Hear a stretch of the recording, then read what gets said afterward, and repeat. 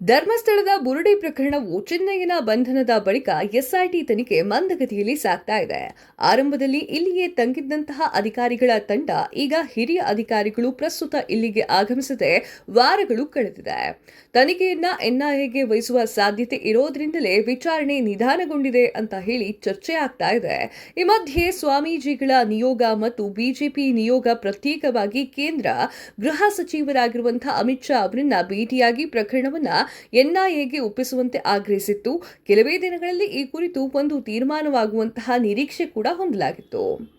ಬುರುಡೆ ತಂದ ಬಂಗ್ಲೆಗುಡ್ಡದಲ್ಲಿ ಸ್ಥಳ ಮಹಜರು ಮಾಡಲಾಗಿತ್ತು. ಈ ಮಧ್ಯೆ ಬುರುಡೆ ಪ್ರಕರಣಕ್ಕೆ ಸಂಬಂಧಪಟ್ಟಂತೆ ಬುಧವಾರ ಸೌಜನ್ಯಾಳ ಮಾವ ವಿಠಲ್ ಗೌಡರನ್ನ ಎಸ್ಐಟಿ ತನಿಖಾ ತಂಡವು ಧರ್ಮಸ್ಥಳದ ಬಂಗ್ಲೆಗುಡ್ಡಕ್ಕೆ ಕರೆದುಕೊಂಡು ಹೋಗಿ ಬುರುಡೆ ಸಿಕ್ಕಿರುವುದಾಗಿ ಹೇಳಿರುವ ಸ್ಥಳದ ಮಹಜರು ನಡೆಸಿತು.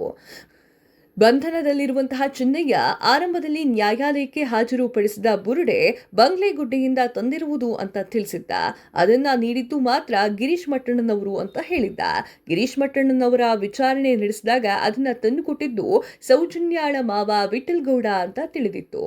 ಹೀಗಾಗಿ ವಿಠಲ್ ಗೌಡರನ್ನ 7 ದಿನಗಳಿಂದ ವಿಚಾರಣೆ ನಡೆಸಿ ಬುಧವಾರ ನೇತ್ರಾವತಿ ಸ್ನಾನಘಟ್ಟದ ಬಳಿಯ ಬಂಗ್ಲೆಗುಡ್ಡ ಪ್ರದೇಶಕ್ಕೆ ಕರೆದುಕೊಂಡು ಹೋಗಲಾಗಿತ್ತು.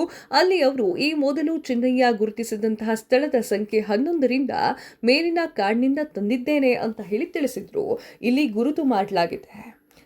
ಸಂಜೆ 4:30 ಸರಿಸುಮಾರಿಗೆ ಸಿಎಎಸ್ ಐಮನ್ ನೇತೃತ್ವದಲ್ಲಿ ವಿಠಲ್ ಗೌಡರನ್ನ ಕರೆದುಕೊಂಡು ಹೋಗಲಾಗಿತ್ತು. 5:20 ವೇಳೆ ವಾಪಸ್ ತಂದು ಬಿಡಲಾಗಿತ್ತು.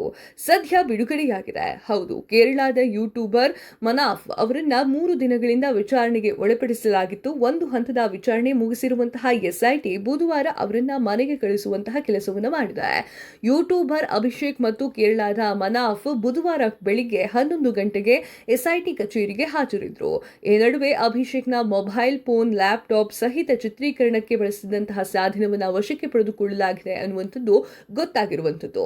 ಈ ವೇಳೆ ಇವರೆಲ್ಲರೂ ಒಗ್ಗೂಡುವ ಮುನ್ನ ಚಿನ್ನಯ್ಯನೊಂದಿಗೆ ಸಂಪರ್ಕ, ಜೊತೆಗೆ ಎಲ್ಲೆಲ್ಲಿ ತೆರಳಿದ್ರು, ಆ ಅವಧಿಯನ್ನ ಯಾರೆಲ್ಲ ಸಂಪರ್ಕ ಮಾಡಿದ್ದಾರೆ ಅನ್ನೋದ್ರ ಬಗ್ಗೆ ಅಧಿಕಾರಿಗಳು ತನಿಖೆಯನ್ನ ಮಾಡಿದ್ದಾರೆ, ವಿಚಾರಣೆಯನ್ನ ಕೂಡ ಮಾಡಿದ್ದಾರೆ. ಹಲವು ದಿನಗಳಿಂದ ವಿಚಾರಣೆಗೆ ಹಾಜರಾಗ್ತಾ ಇರುವಂತಹ ಗಿರೀಶ್ ಮಟ್ಟಣ್ಣನವರ್, ಜಯಂತ್, ಪ್ರದೀಪ್ ಇನ್ನೂ ಕೂಡ ವಿಚಾರಣೆ ಆಗ್ತಾ ಇದೆ. ವಿಠಲ್ ಗೌಡರನ್ನ ಬಂಗ್ಲೆಗುಡ್ಡೆ ಪ್ರದೇಶಕ್ಕೆ ಮಹಜರಿಗೆ ಕೊಂಡೊಯ್ಯುವಂತಹ ವೇಳೆಯಲ್ಲಿ ಮಂಗಳೂರಿನ ಯೂಟ್ಯೂಬರ್ ವಿರುದ್ಧ ಸ್ಥಳೀಯರು ಆಕ್ರೋಶವನ್ನ ಹೊರಹಾಕಿದ್ರು. 58ಕ್ಕೂ ಅಧಿಕ ಮೃತದೇಹಗಳು ಕಳೆಬರಹ ಸಿಕ್ಕಿದೆ ಅಂತ ಹೇಳಿ ಎಸ್ಐಟಿ ತಿಳಿಸಿದೆ ಅಂತ ಹೇಳಿ ಮಾಹಿತಿಯನ್ನ ಪ್ರಸಾರ ಮಾಡಿದಂತಹ ಯೂಟ್ಯೂಬರ್ಗೆ ಎಸ್ಐಟಿ ಯಾವಾಗ ಇದನ್ನ ತಿಳಿಸುತ್ತೆ, ಸುಳ್ಳು ಸುದ್ದಿಯನ್ನ ಪ್ರಸಾರ ಮಾಡುವಂತಹ ಉದ್ದೇಶ ಏನಿತ್ತು ಅವರಿಗೆ?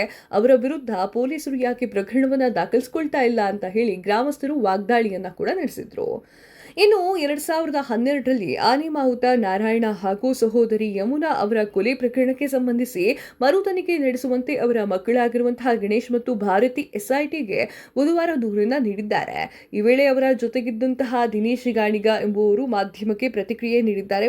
ಮರು ತನಿಖೆಗೆ ಗಣೇಶ್ ಅವರು ಹೈಕೋರ್ಟ್ಗೆ ಮೇಲ್ಮನವಿಯನ್ನ ಸಲ್ಲಿಸಿದ್ದಾರೆ. ಈ ಪ್ರಕರಣ ನ್ಯಾಯಾಲಯದಲ್ಲಿ ಇರುವುದರಿಂದ ಇದರ ನಡುವೆ ತನಿಖೆ ಕೂಡ ಆಗಬೇಕಾಗಿರುವಂತದ್ದು. ಇದೆಲ್ಲ ನೋಡಿದ್ರೆ ಎನ್ಐಎಗೆ ಈ ಒಂದು ತಲೆಬುರುಡೆಗೆ ಪ್ರಕರಣ ಹೋಗುತ್ತೆ, ಇದು ಫಿಕ್ಸ್, ಇದು ಪಕ್ಕಾ ಆಗಿರುವಂಥದ್ದು. ಇದಾಗಿತ್ತು ಈ ಹೊತ್ತಿನ ವಿಶೇಷ. ಮತ್ತಷ್ಟು ಸುದ್ದಿಗಳಿಗಾಗಿ ನೋಡ್ತಾ ಇರಿ the News Hunt YouTube channel. Subscribe ಮಾಡಿ. Thank you.